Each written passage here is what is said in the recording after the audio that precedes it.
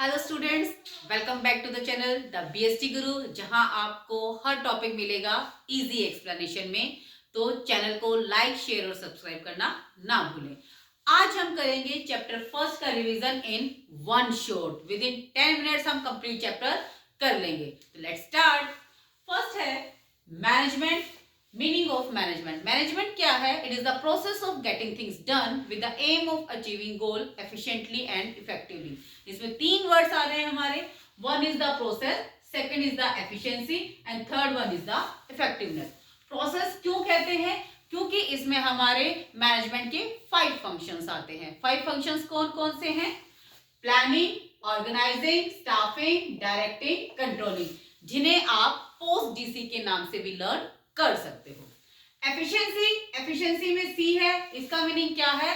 इसमें हम कॉस्ट के ऊपर फोकस करते हैं। मींस मिनिमम कॉस्ट में हम मैक्सिमम आउटपुट प्रोड्यूस करते हैं। इफेक्टिवनेस टी है। मींस यहाँ पे हम टाइम के ऊपर फोकस करते हैं। मींस हमारा जो टारगेट है with in time period achieve हो जाना चाहिए। मैनेजमेंट में इन दोनों का प्रेजेंट होना बहुत ही जरूरी है। अगर एक भी एब्सेंट है इनमें से, मींस वहां पर गुड मैनेजमेंट नहीं है। मीनिंग क्या है इसका? कि with in a particular time period में मिनिमम कॉस्ट पे हमें मैक्सिमम आउटपुट प्रोड्यूस करना है। तो क्लियर है एफिशिएंसी एंड इफेक्टिवनेस। मैनेजमेंट का मीनिंग क्लियर है। अब हम करेंगे फीचर्स। फीचर्स क्या है? First, goal oriented process. Means main focus क्या है कि ऑर्गेनाइजेशन का गोल अचीव होना चाहिए। जो भी टारगेट है, चाहे वो प्रॉफिट इंक्रीज करने का है, कॉस्ट रिड्यूस करने का है, सेल इंक्रीज करने का है, वो हमारा अचीव होना चाहिए। Clear? Pervasive. Pervasive means applicable everywhere. Means every type of organisation and at all level सब जगह एप्लीकेबल है। चाहे वो प्रॉफिट मेकिंग है या नॉन प्रॉफिट मेकिंग है, सब जगह स्टूडेंट की लाइफ, हाउस वाइफ, सब जगह मैनेजमेंट अप्लाई होता है। तो इट मीन्स ये परवेसिव है। मल्टी डायमेंशन मतलब इसकी 3 डायमेंशन है। Work, people, operation. वर्क में हम क्या करते हैं? वी फोकस ऑन टारगेट, गोल। गोल पे हम काम करते हैं कि गोल अचीव हो जाए। People, people means workforce, employees, कि ऑर्गेनाइजेशन में एम्प्लॉयज हैं, उनकी स्ट्रेंथ को हम इफेक्टिव करें और वीकनेस को इरेलेवेंट करके टारगेट को अचीव करने के लिए उनको डायरेक्ट करें। ऑपरेशन, इन दोनों का कॉम्बिनेशन। मीन्स यहाँ पे हम प्रोसेसेस पे फोकस करते हैं कि प्रोडक्शन करने के लिए क्या क्या स्टेप लेने हैं ताकि हमारा टारगेट अचीव हो जाए। यहाँ पे प्रोडक्शन है, आपका परचेज है, सेल्स है, ये सारी प्रोसेसेस है वो हमारे ऑपरेशंस में आती हैं। क्लियर? नेक्स्ट है कंटिन्यूस मैनेजमेंट। कंटिन्यूस प्रोसेस है जो हमारे स्टार्टिंग से लेकर, प्लानिंग से लेकर एंड तक, कंट्रोलिंग तक चलता रहता है। नेवर एंडिंग प्रोसेस है। ग्रुप एक्टिविटी, कोई एक अकेला पर्सन मैनेजमेंट नहीं करता, उसके एफर्ट्स के लिए हमें रिक्वायर्ड ही नहीं है। अब एक सिंगल पर्सन है, अकेली मैं काम कर रही हूँ, तो मुझे किसी से कोऑर्डिनेट नहीं करना, किसी को डायरेक्ट नहीं करना, तो मैनेजमेंट रिक्वायर्ड नहीं है। मैनेजमेंट की रिक्वायरमेंट कब आती है? नंबर ऑफ पीपल वहां पे वर्क कर रहे हैं।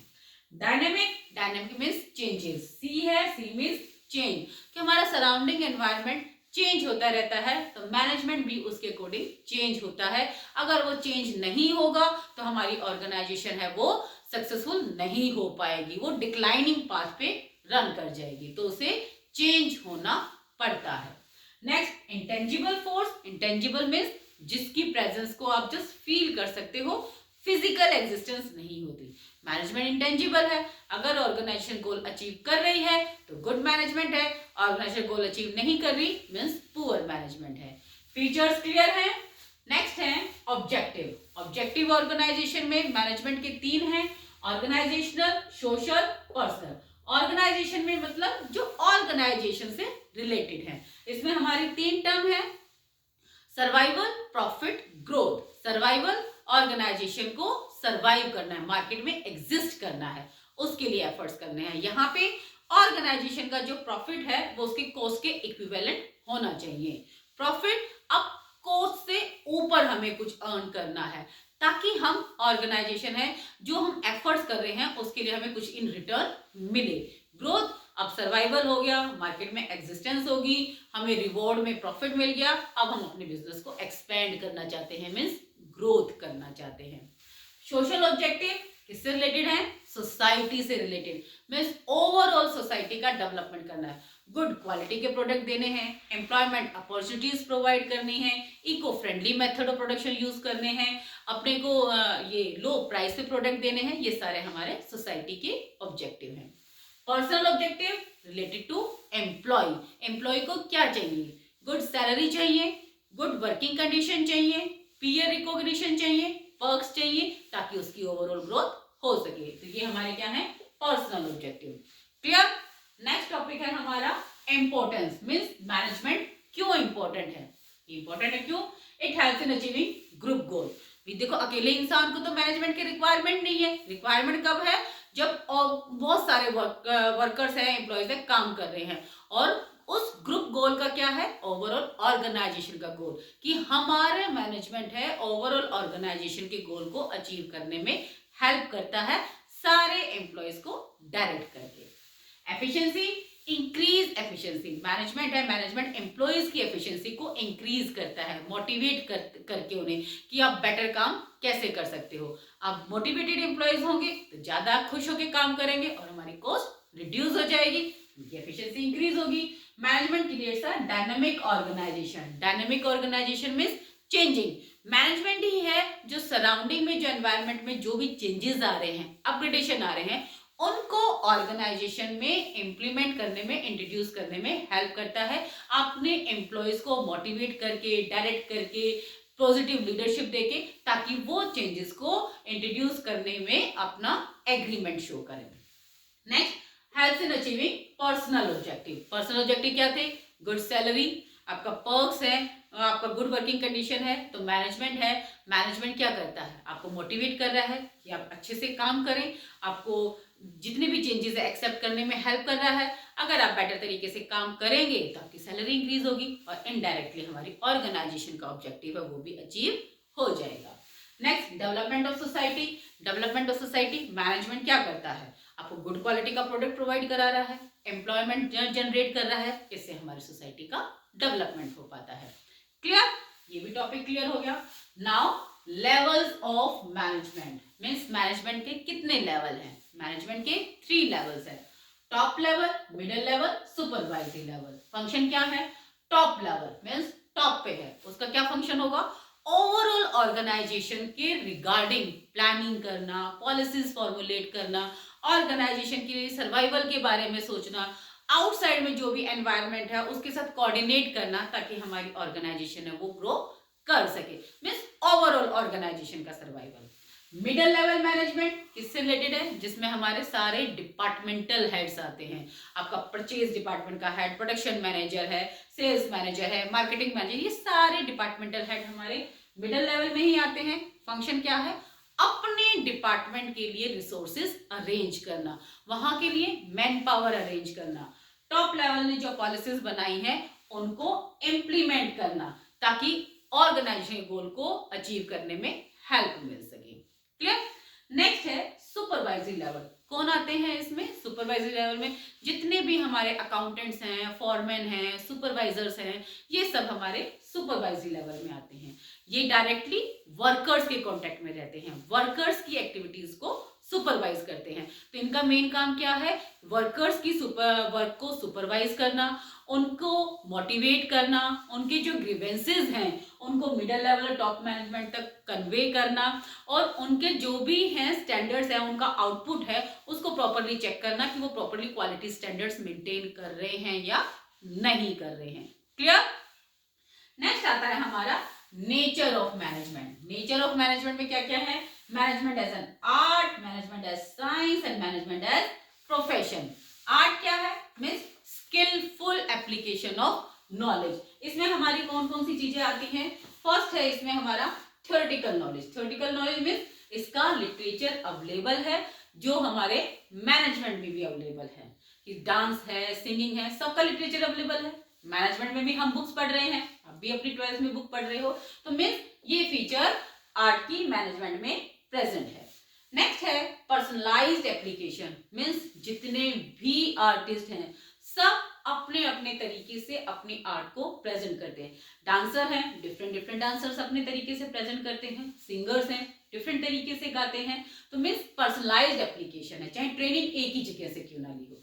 Same as it is management में है, जितने भी मैनेजर्स हैं सब अपने अपने तरीके से प्रॉब्लम सोल्व करते हैं, तो और जिसकी वो सब एक जैसा लिटरेचर पढ़ रहे हैं, मीन्स आर्ट की ये फीचर मैनेजमेंट में प्रेजेंट है। Practice and creativity means art है, आर्ट में आपको रेगुलर प्रैक्टिस एंड क्रिएटिविटी की रिक्वायरमेंट है। अगर किसी डांसर ने 2 साल से डांस नहीं किया है और हम उसे डांस करने के लिए कहें तो वो उतनी बेटर परफॉर्मेंस नहीं दे पाएगा जितनी वो पहले देता था, क्योंकि प्रैक्टिस छूट गई है। और क्रिएटिविटी की रिक्वायरमेंट है, नए नए हम उसमें स्टेप्स हैं, इनोवेशन से इंट्रोड्यूस करते रहते हैं। Same as it is management है, मैनेजमेंट में भी हमें रेगुलर प्रैक्टिस की रिक्वायरमेंट है। एक एक्सपीरियंस्ड मैनेजर बेटर तरीके से प्रॉब्लम सोल्व कर पाएगा एज कंपेयर टू जो फ्रेशर मैनेजर है, क्योंकि उसने अभी अभी करना स्टार्ट किया है। मीन्स आर्ट की तीनों फीचर्स मैनेजमेंट में प्रेजेंट है, तो हम क्या बोल सकते हैं, मैनेजमेंट एक आर्ट है। Clear?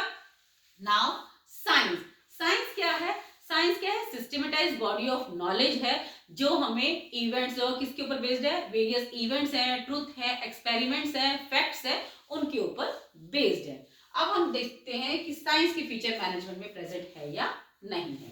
First, systematised body of knowledge means वही बुक अवेलेबल है, थ्योरीज अवेलेबल है, लिटरेचर अवेलेबल है, same as it is management में भी है, थ्योरीज है, लिटरेचर है, तो मींस साइंस के फीचर मैनेजमेंट में प्रेजेंट है। नेक्स्ट है बेस्ड ऑन एक्सपेरिमेंटेशन, साइंस है, साइंस में हम नो डाउट एक्सपेरिमेंट्स करते हैं, एक अपने लेबोरेटरीज में एक्सपेरिमेंट करते हैं, चेक करते हैं कि इसका क्या फॉर्मूला होगा, फॉर ये चीजें रहती हैं। तो मैनेजमेंट है, मैनेजमेंट में भी एक्सपेरिमेंट होते हैं, मैनेजमेंट के जितने भी प्रिंसिपल हैं वो वेरियस ह्यूमन बीइंग्स पे एक्सपेरिमेंट करके डिराइव किए गए हैं। बट डिफरेंस क्या है कि हमारे जो मैनेजमेंट के प्रिंसिपल हैं वो ह्यूमन बिहेवियर को ऑब्जर्व करते हैं, और ह्यूमन बिहेवियर को 100% नहीं प्रेडिक्ट कर सकते कि हाँ इस सिचुएशन में एक ह्यूमन बीइंग इस तरीके से ही बिहेव करेगा, उसका बिहेवियर चेंज हो सकता है एज पर द सिचुएशन। तो ये फीचर मैनेजमेंट में 100% प्रेजेंट नहीं है। नेक्स्ट है यूनिवर्सल वैलिडिटी। अब मैनेजमेंट के प्रिंसिपल हैं, सॉरी साइंस के प्रिंसिपल है, साइंस के प्रिंसिपल यूनिवर्सली वैलिड है।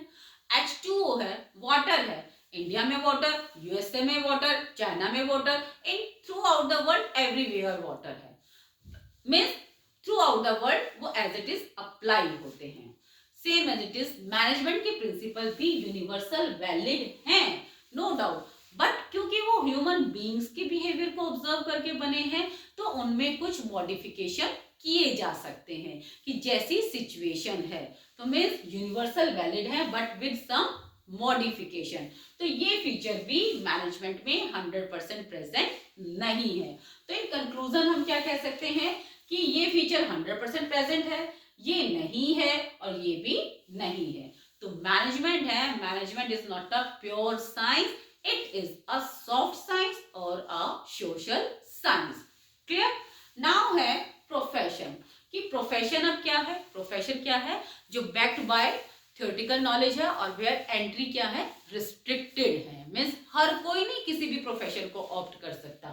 चलो फीचर्स कंपेयर करते हैं।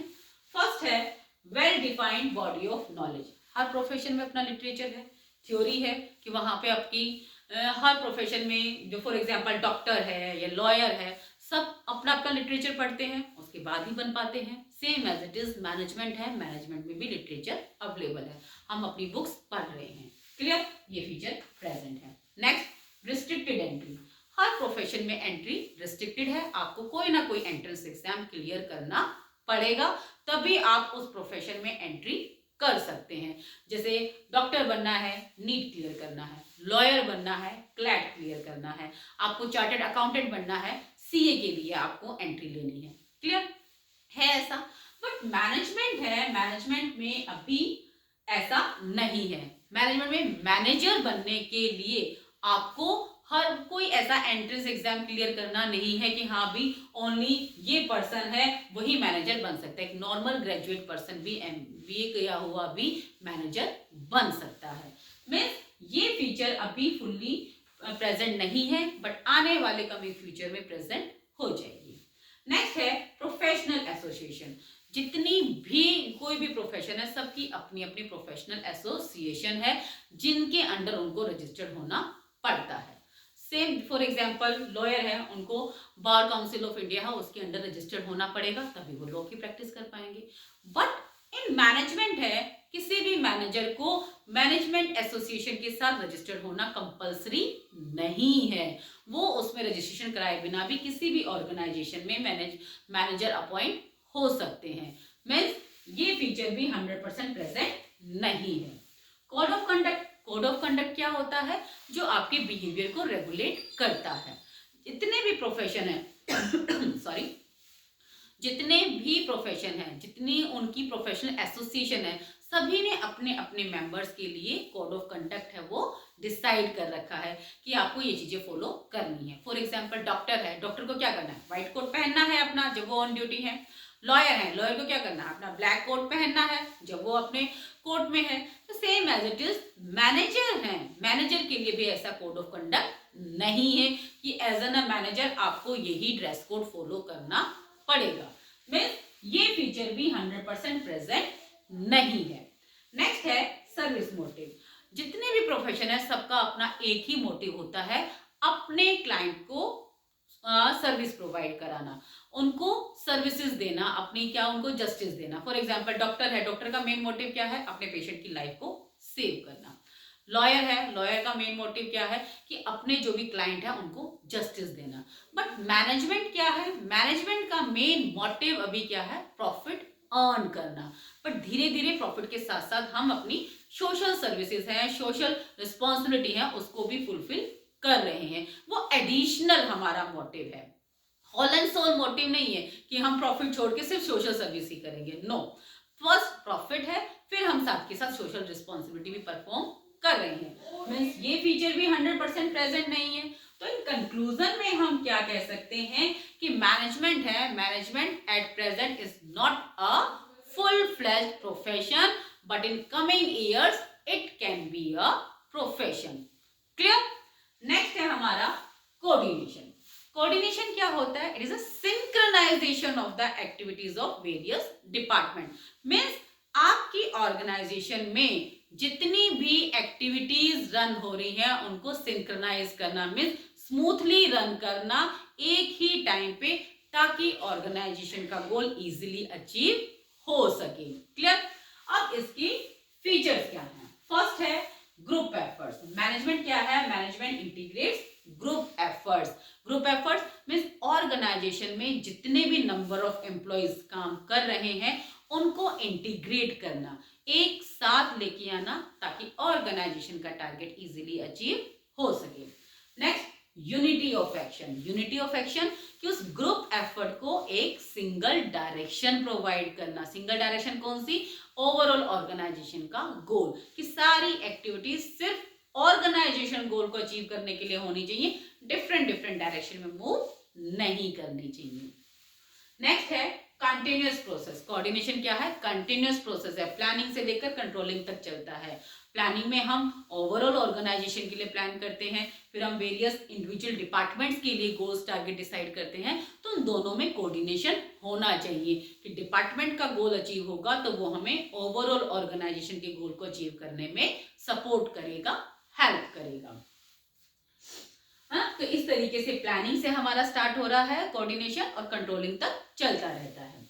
नेक्स्ट है pervasive. Pervasive means applicable everywhere. Means coordination है, coordination is required at all levels of management and each and every department of the organisation. जैसे हमने अभी बताया कि टॉप लेवल है, टॉप लेवल में उसकी एक्टिविटीज में कोऑर्डिनेशन होना चाहिए। मिडिल लेवल है, वेरियस डिपार्टमेंट है, उनकी एक्टिविटीज में कोऑर्डिनेशन होना चाहिए। सुपरवाइजरी लेवल है, वर्कर्स के काम को हम सुपरवाइज कर रहे हैं तो उनकी एक्टिविटीज में कोऑर्डिनेशन होना चाहिए।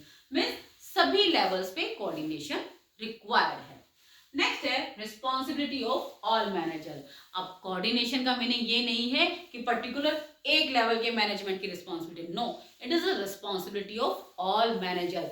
टॉप लेवल के मैनेजर्स, मिडिल लेवल के मैनेजर्स और सुपरवाइजरी लेवल, तीनों लेवल पे जो भी अथॉरिटीज हैं, जो भी हेड्स हैं, सबकी रिस्पॉन्सिबिलिटी है कि वो कोऑर्डिनेशन को इम्प्लीमेंट करें ताकि हमारी ओवरऑल ऑर्गेनाइजेशन का गोल इजीली अचीव हो सके। नेक्स्ट है it is a deliberate function. Means coordination क्या है? कोऑर्डिनेशन एक डेलिब्रेट फंक्शन है जो जानबूझ के किया जा रहा है। ऐसा नहीं है मर्जी आई तो करेंगे, नहीं आई तो नहीं करेंगे। No, it is a deliberate function. आपको करना ही पड़ेगा। आप कोऑर्डिनेशन करेंगे तभी ओवरऑल ऑर्गेनाइजेशन का टारगेट अचीव हो पाएगा। क्लियर? फीचर्स क्लियर हैं। नेक्स्ट है importance. First is growth in size. Means organisation का साइज जैसे जैसे इंक्रीज होता है, नंबर ऑफ पीपल उतने इंक्रीज हो जाते हैं, उनके एफर्ट्स को हमें कोऑर्डिनेशन की रिक्वायरमेंट उतनी ही बढ़ जाती है। Next functional differentiation. एक ऑर्गेनाइजेशन साइज जितना बड़ा होगा उतनी डिफरेंट डिफरेंट फंक्शंस उसके परफॉर्म होंगे। प्रोडक्शन है, परचेज है, सेल्स है, मार्केटिंग है, एचआर है, फाइनेंस है, वेरियस डिपार्टमेंट है। तो जितने डिपार्टमेंट हैं उन सभी के एफर्ट्स को हमें यूनाइट करना है। तो वो किससे पॉसिबल हो पाता है? Just because of coordination.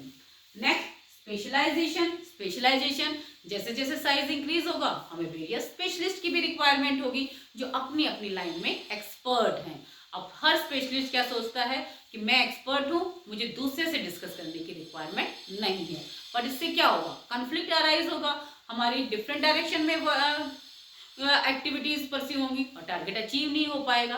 तो इस कॉन्फ्लिक्ट को रिजोल्व करने के लिए कोऑर्डिनेशन रिक्वायर्ड है। जितने भी स्पेशलिस्ट हैं वो अपने एक दूसरे के साथ कोऑर्डिनेट करके एक्टिविटीज करें, डिस्कस करके एक्टिविटीज करें ताकि हमारा टारगेट इजीली अचीव हो सके।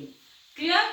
ये देखो कंप्लीट फ्लो चार्ट है हमारे चैप्टर 1 का। इसका आप स्क्रीनशॉट ले सकते हैं, इजीली रिवाइज कर सकते हैं। और अगर आपको अच्छा लगा है तो चैनल को सब्सक्राइब जरूर करें। Thank you.